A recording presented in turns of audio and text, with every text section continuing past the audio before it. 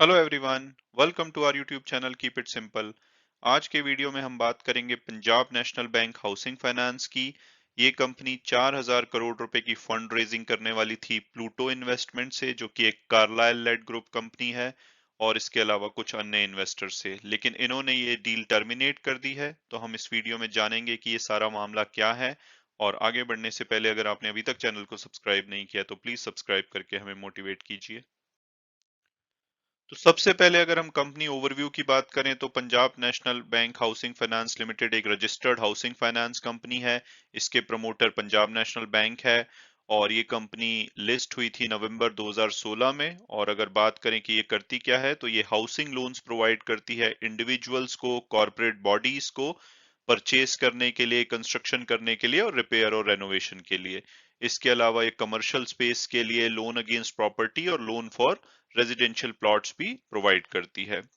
और अगर हम इनका असेट अंडर मैनेजमेंट देखें तो इनका जो रिटेल पोर्टफोलियो है वो लगातार बढ़ रहा है। अगर आप पिछले साल देखें, मार्च 2020 में, तो 82% रिटेल और 18% कॉर्पोरेट था, जो कि बढ़ के अब 85% रिटेल और 15% कॉर्पोरेट हो गया है। और अगर हम इनका प्रोडक्ट वाइज मिक्स देखें तो इंडिविजुअल हाउसिंग लोन इनके 59% हैं, रिटेल लोन अगेंस्ट प्रॉपर्टी 22% के आसपास हैं, और कॉर्पोरेट लोन 15% और 4% नॉन रेजिडेंशियल लोन है। और अगर हम सेगमेंट वाइज देखें तो इनका, जैसे कि बताया, कि कॉर्पोरेट लोन 18 से 15% पे आ गए हैं, और वहीं सैलरीड और सेल्फ एम्प्लॉयड लोन बढ़े हैं। तो ओवरऑल रिटेल लोन्स को सेफ माना जाता है, तो कंपनी उस तरफ बढ़ रही है। तो कंपनी की अगर शेयर होल्डिंग देखी जाए तो 33% के आसपास का हिस्सा प्रमोटर के पास है, 26% के आसपास फॉरेन इंस्टीट्यूट्स के पास, 3% के आसपास डोमेस्टिक इंस्टीट्यूट्स के पास है, और बाकी बचा हुआ 39% के आसपास रिटेल शेयर होल्डर के पास है। अगर इनके टॉप शेयर होल्डर देखें तो कुछ बड़े बड़े नाम आपको दिखेंगे, जैसे कि SSG capital, general Atlantic Singapore, उसके अलावा Vanguard, Franklin Templeton mutual fund, general insurance company. और अगर हम इनके फाइनेंशियल्स की बात करें तो इनके रेवेन्यू में पिछले साल के मुकाबले में थोड़ी कमी आई है, और वहीं प्रॉफिट भी 5% के आसपास कम हुआ है। तो अब अगर हम बात करें कंपनी में लेटेस्ट डेवलपमेंट की, तो एक न्यूज आई है जो कि कंपनी के लिए अच्छी नहीं है। तो कंपनी 4,000 करोड़ रेस करने वाली थी कुछ इन्वेस्टर से, जैसे कि कार्लाइल ग्रुप की एक कंपनी है Pluto investment, Salisbury investment, general Atlantic Singapore और एक अल्फा इन्वेस्टमेंट। इन सबसे 4,000 करोड़ रेस करने वाली थी, लेकिन कंपनी के बोर्ड ने इन्फॉर्म किया है कि ये जो डील थी ये टर्मिनेट कर दी गई है, और अब कंपनी कोई और ऑल्टरनेटिव देखेगी कैपिटल रेस करने का। और अगर हम इसका बैकग्राउंड समझें तो इस साल जब मई में पीएनबी हाउसिंग के बोर्ड ने अप्रूव किया था कि ये 82 मिलियन प्रेफरेंशियल इक्विटी शेयर और 20.5 मिलियन शेयर वारंट इशू करेंगे इन सब इन्वेस्टर को 390 रुपए के प्राइस पे। और जो ये प्राइस था ये 11% डिस्काउंट पे था, जो कि प्रीवियस डे क्लोजिंग थी जब ये डील अनाउंस की गई थी। तो इसके बाद जब शेयर भागा तो एक प्रॉक्सी एडवाइजरी फर्म है stakeholder empowerment services. Proxy advisory firm होती हैं जो कि इंस्टीट्यूशनल इन्वेस्टर को एडवाइस करती हैं। तो इन्होंने इस डील के अगेंस्ट अपोज किया इस डील को, और बोला कि भाई ये बहुत ही अंडर वैल्यूड है, और बहुत ही सस्ते में कंपनी शेयर इशू कर रही है इन इन्वेस्टर्स को। और इसके बाद हो सकता है कि ये इन्वेस्टर कंपनी पे कंट्रोल ले लें। और जब ये रिपोर्ट आई एडवाइजरी फर्म की, तो security and exchange board of India यानी कि सेबी ने जो पीएनबी की ये डील थी उसको हॉल्ट कर दिया, और उनको बोला कि भाई आप एक इंडिपेंडेंट वैल्यूअर से इसको इन्वेस्ट कराइए, क्योंकि ये बहुत ही अंडर वैल्यूड लगती है। तो इस सब के बाद पीएनबी हाउसिंग ने अपील करी सिक्योरिटीज एपेलेट ट्रिब्यूनल में, और बोला कि भाई ये डील हमें करने दी जाए।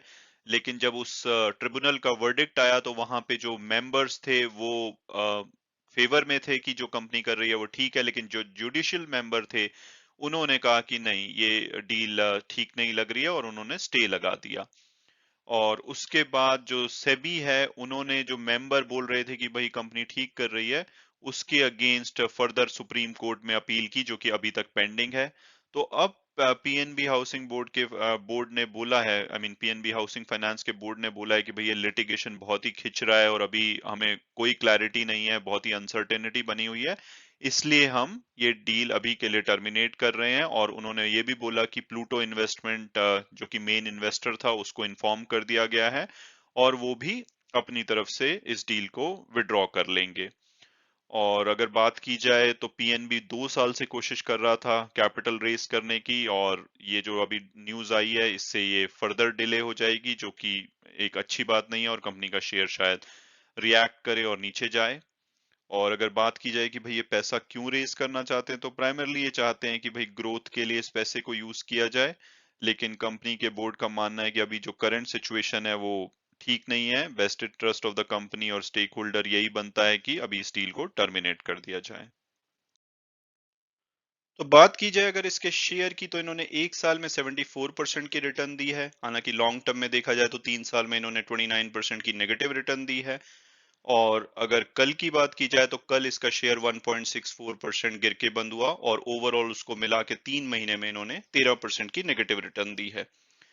और अगर ब्रोकरेज हाउस रिपोर्ट्स देखी जाए तो एमके ग्लोबल ने 29 सितंबर को एक रिपोर्ट निकाली थी जिसमें कि इनका टारगेट प्राइस 635 दिया था।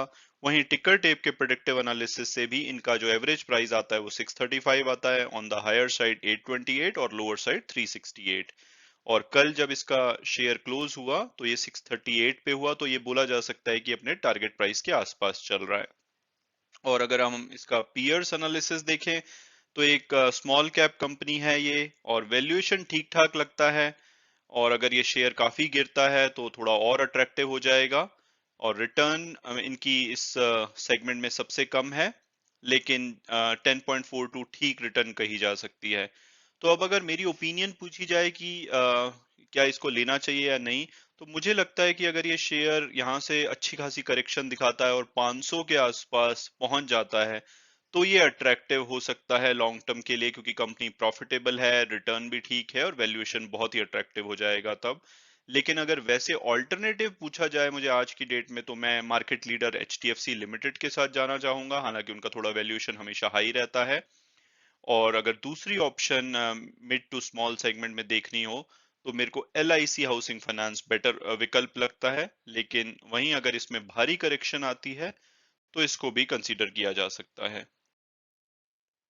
हालांकि हमेशा की तरह मैं वीडियो क्लोज करने से पहले डिस्क्लेमर दूंगा कि अगर आप इसमें इन्वेस्ट करना चाहते हैं तो अपने फाइनेंशियल एडवाइजर से बात कीजिए, अपनी फर्दर रिसर्च कीजिए, और अगर आप कंफर्टेबल होते हैं तभी आप इसमें इन्वेस्ट कीजिए। और अगर आपको ये वीडियो पसंद आया हो तो प्लीज हमें ट्विटर पे फॉलो कीजिए। Thanks so much again for watching the video, and God bless you all.